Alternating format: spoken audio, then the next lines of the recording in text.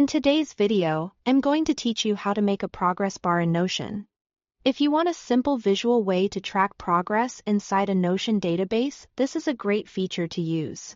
It can help you monitor goals, habits, project completion, or any kind of measurable progress at a glance. The setup is quick, and once you understand how it works, you can reuse it in all kinds of databases. To begin, create a database in Notion. In an empty page, type /database, then choose the view you want to start with, such as table view.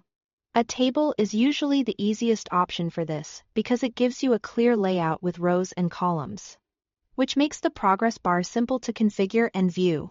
Once the database appears, you'll be ready to add the property that powers the bar. Next, add a number property.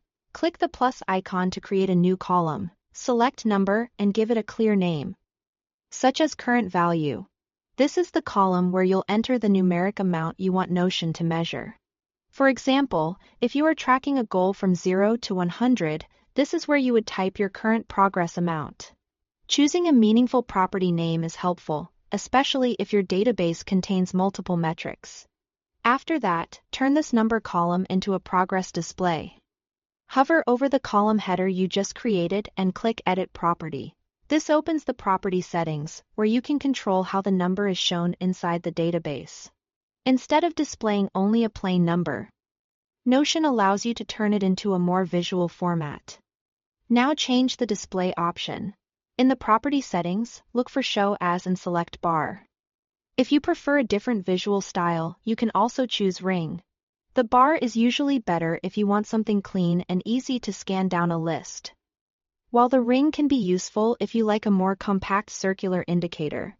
Both use the same value underneath, so this part mostly comes down to visual preference. Finally, set the parameters for the progress bar.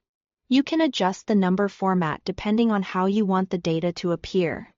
For example, choose % if you want it to read like a percentage, or leave it as number if you want to show raw values.